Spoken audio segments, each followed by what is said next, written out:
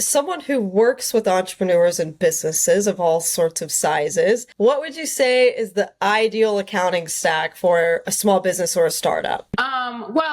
So different size, different mission, different thing. I mean, if you're a startup, solopreneur, and you're not going to grow that much, you might just need FreshBooks. VC backed startup, you're not going to be on FreshBooks. Right? So it's not just the size that matters, it's also where you're going, whether you have investor dollars and like kind of what you're trying to accomplish. So let me paint the profile of high growth business that doesn't have too much inventory.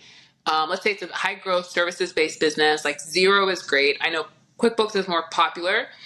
They have so much market share, but like that's the same market share that Xero has in Europe. And Xero is making a lot of improvements, and they're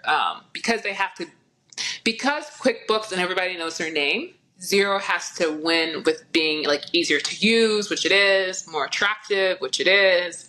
It's integrating some better financial software. We're a Xero partner. So there's also some additional resources that Xero provides us that they don't provide other firms. So I really like Xero. And then like in terms of payroll, like Gusto's a good one if you're doing it on your own. There are some like smaller vendors that I would recommend for certain things if you're not going to be doing it on your own.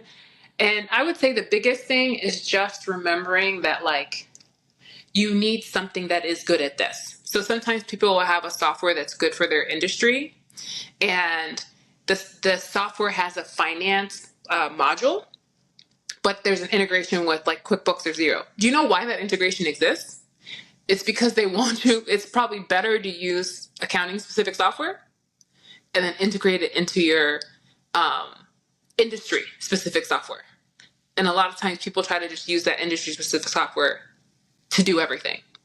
So I would say like making sure you have accounting specific software. And I think Xero is a great one. I mean, we do also use others like QuickBooks and Digits, and also moving to the cloud.